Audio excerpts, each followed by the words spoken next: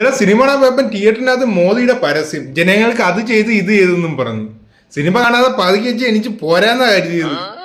ഇവിടെ കേരളത്തിലെ ജനങ്ങൾക്ക് കിട്ടാതെ ഗഡുക്കൾ ഇതായിരിക്കും തന്നു തീർത്തില്ല. എന്റെയൊക്കെ പരസ്യം ഉടായ്പ്. പല തവണകളായി തരേണ്ട ഗഡുക്കളൊക്കെ ഒറ്റയടിക്ക് നിങ്ങൾ വാങ്ങിച്ചെടുക്കുമ്പോ ആലോചിക്കണമായിരുന്നു. ഊതല്ലേ കൂടുതൽ കേട്ടിട്ട് ഊതല്ലേ. നീ ഒരു സഖാവിന്റെ ഭാര്യയാണ്, അത് മറക്കണ്ട. നമ്മുടെ ജീവിതത്തിലെ ഏറ്റവും വലിയ പോരായ്മയായിട്ട് തോന്നിയിട്ടുള്ളതും അത് തന്നെയാണ്. മനുഷ്യ ഈ ബഡ്ജറ്റിൽ പറഞ്ഞ കാര്യങ്ങളൊക്കെ നടപ്പിലാക്കുന്ന കാര്യങ്ങൾ തന്നെയാണോ? പിണറായിന്റെ ഖജനാവിലെ RC ബുക്ക് അച്ചടിക്കാൻ പോലും പൈസ ഇല്ലെന്നാണ് നാട്ടുകാരെല്ലാം പറയുന്നത്.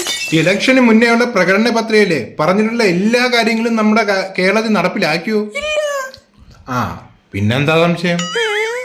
ഇല്ല, നടപ്പിലാക്കും, എല്ലാം നടപ്പിലാക്കും ഉടനെ. ഇന്നത്തെ ചോറ് അടിപൊളിയാണല്ലോ, സൂപ്പറാണല്ലോ, നല്ല വേവുള്ള അരിയല്ലേ. മനുഷ്യ 29 രൂപയുടെ ഭാരതരിയാണ്, നല്ല അരിയല്ലേ. ഒരു കോപ്പിലെ അരി.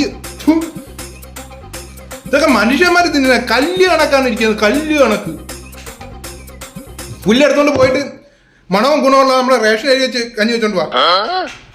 അയ്യോ, ഇത് വട്ടാണ്.